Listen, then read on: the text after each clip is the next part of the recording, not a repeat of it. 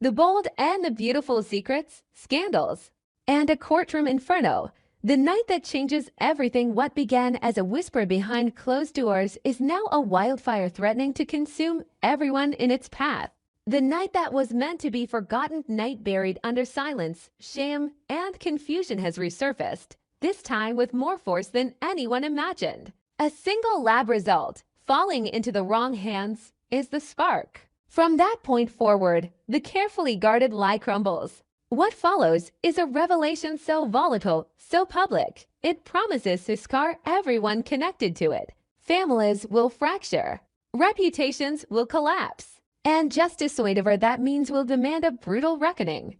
At the center of the maelstrom is the DNA test, the paternity test, a sealed envelope meant for one pair of eyes, now passed to a rival with no intention of keeping it quiet. The moment that result is read, the clock starts ticking. The timeline is pieced together with brutal efficiency. The alcohol at the promotion party, the falsified messages, the tampered surveillance footage, the misplaced trust, the shattered memories. Every detail is reconstructed, every angle exposed. What was once a night of blurred lines and miscommunication becomes a crime scene laid bare.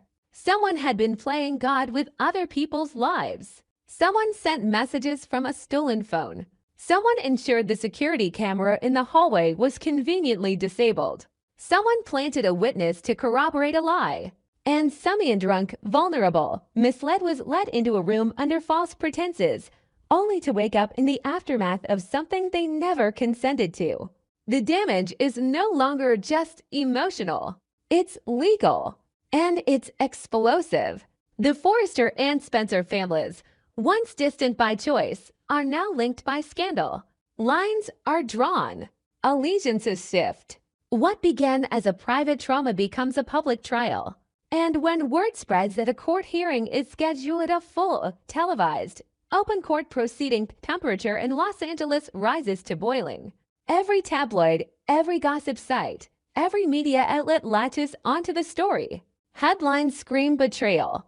The truth is weaponized. The courtroom becomes an arena, and everyone involved is on trial, whether they're in the defendant's chair or not. Will Spencer, heir to the Spencer dynasty, once seen as golden and untouchable, is no longer just a victim, a symbol of power abused, of consent ignored, of trust violated. But the narrative isn't clean. Rumors spread fast. Was he complicit? Did he know more than he let on? Was it really a case of mistaken identity or something darker? Voices on both sides grow louder. Protesters outside the courthouse demand justice. Supporters online rally to his defense. Detractors accuse him of lying to cover up guilt. The media calls it the Spencer scandal, but to those inside it, it's not a story. It's survival. Electra Forrester, once poised to be the next face of Forrester Creations, now stands caught in a storm she never asked for. Her world, her love, her future blown apart by one night and the secrets that followed. Her pain becomes public. Every expression, every tear, every movement analyzed, dissected, distorted. Some call her the jilted girlfriend, others the misled innocent. Some ask why she didn't see the signs, why she didn't believe Will sooner, why she walked away. But only she knows the depth of that betrayal, the horror of realizing the man she loved had been taken advantage of by someone they both knew. And that someone Elena Nozawa becomes the center of everything.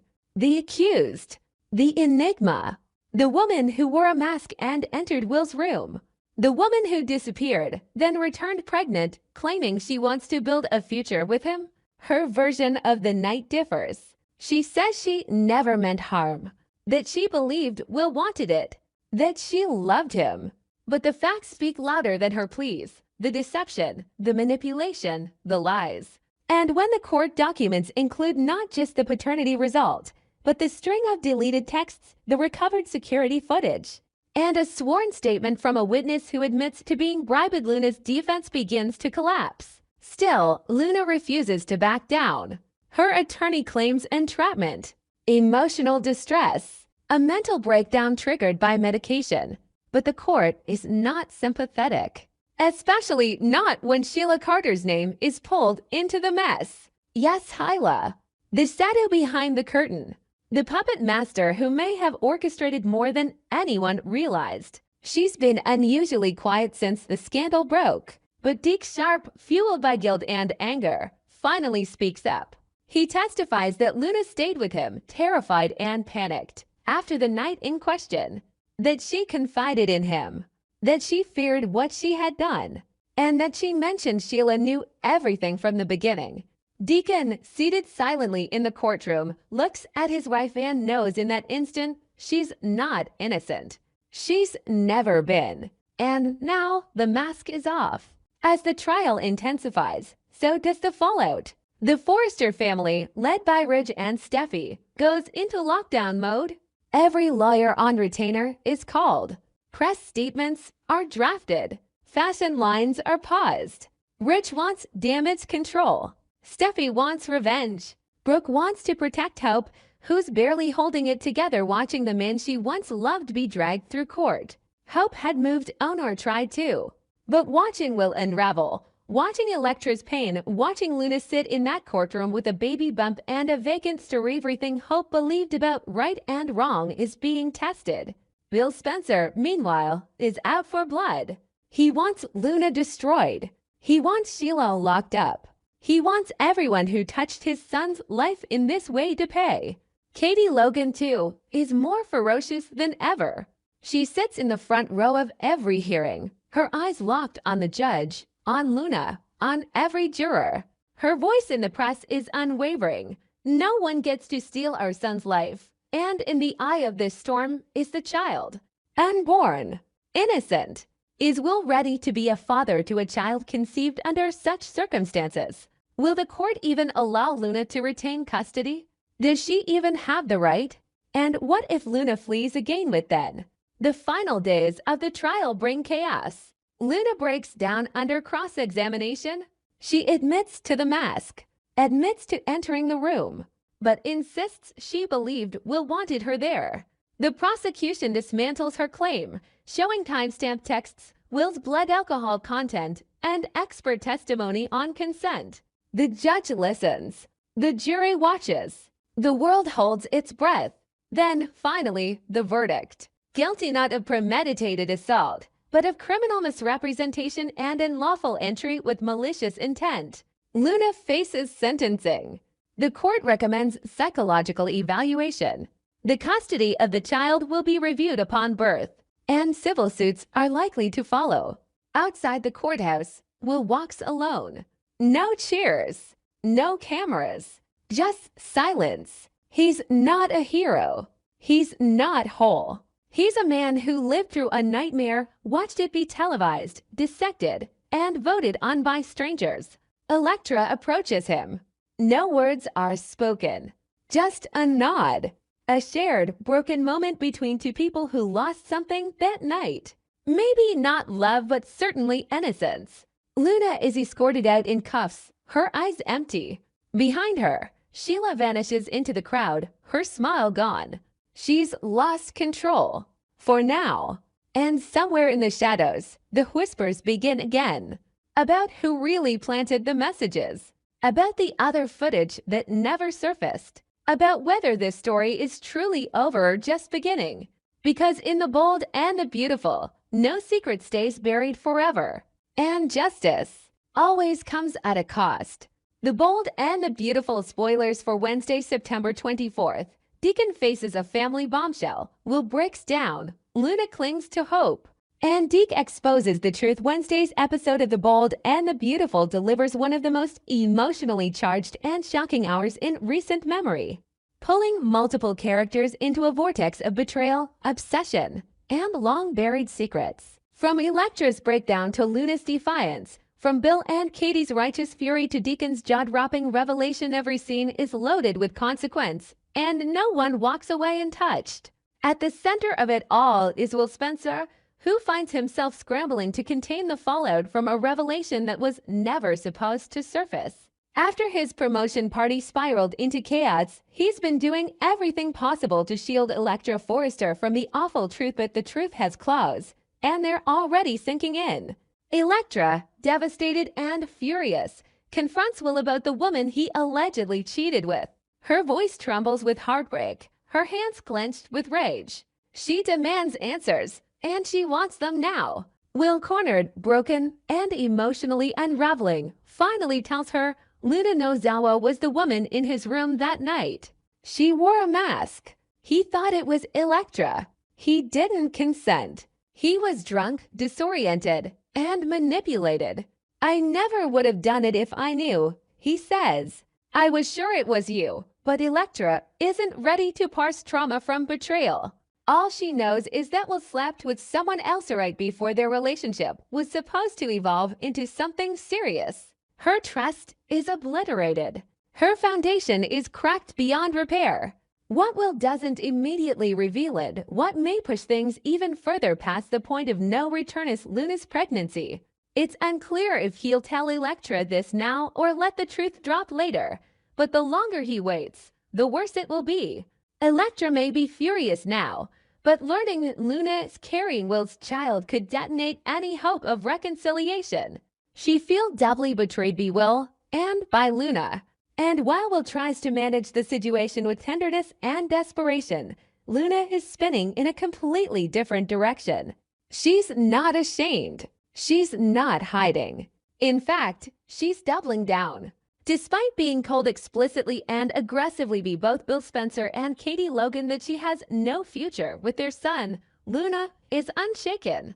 She's clinging to the idea that she and Will are meant to be. She believes this baby will unite them. She believes love will triumph. But Katie and Bill aren't having it. On Tuesday, they called her delusional. Today, they sharpen the blade. Katie's words are icy and precise, cutting through Luna's fantasy with brutal efficiency. Bill, meanwhile, doesn't mince words. He stands firmly behind Katie and makes it clear that as long as he's breathing, Luna will never be accepted into the Spencer family.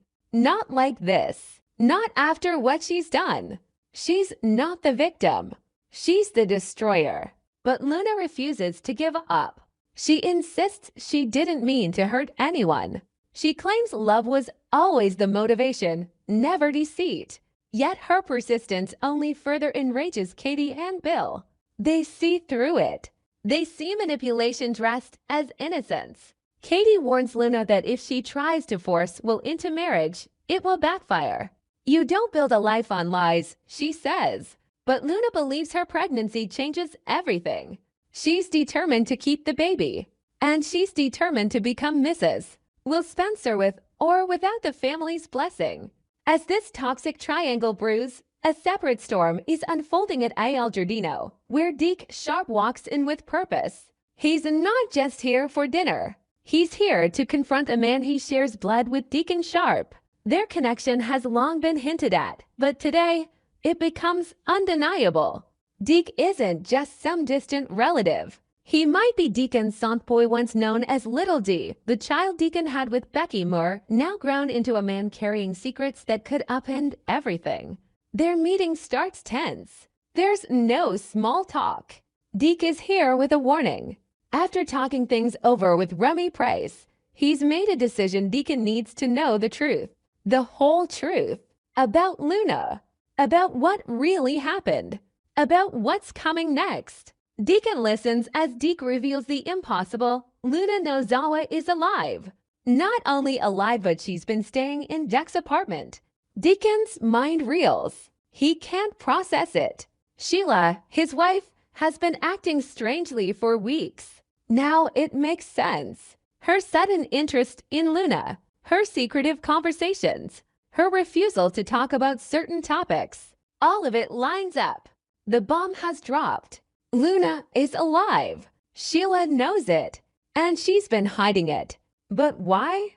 Deacon's heart pounds. His pulse roars in his ears. Two of his closest friends were killed under suspicious circumstances. Sheila claimed innocence, claimed grief, claimed ignorance. But if she knew Luna was alive, she's been protecting her. Or worse, manipulating her, then what else has Sheila lied about? Deke lays it all out. He came home one night and found Luna in his apartment, bruised, scared, alive. He doesn't know how she survived, but she did. And ever since, she's been staying off the radar. He didn't tell Anione until now. But now that the truth is out, there's no going back. Deacon has to confront Sheila. He has to look her in the eye and ask her the one question he dreads the answer to. How long have you known Luna was alive? Everything Deacon thought he knew about his marriage is now in question. Sheila's darkness, always just beneath the surface, might be deeper than he feared. And this time, it's personal. This time, it's not about enemies. It's about his own family. His wife, his son, his niece. Back at Remy's place, the emotional fallout continues. Deke and Remy, despite the chaos surrounding them, cling to each other. Their relationship is strained, yes, but they're determined. They've faced challenges before, and they'll face more. But love is their anchor. They make a vow, no matter how dark things get, they'll face it together. But Remy knows something Deke doesn't. Sheila has been watching. And she's not done interfering. As the credits roll, the pieces are in motion for a full-scale explosion. Elektra is on the verge of a breakdown. Will is on the verge of losing everything. Luna is clinging to a dream that could easily become a nightmare. Bill and Katie are locked in damage control mode, doing everything they can to protect their son. Deke has shattered the silence with a revelation no one saw coming. And Deacon is about to confront the woman he loves with a truth that could destroy them both. The question isn't if the truth will come out. The question is who will survive it. Stay with the bold and the beautiful. The storm has arrived, and no one will be the same when it passes.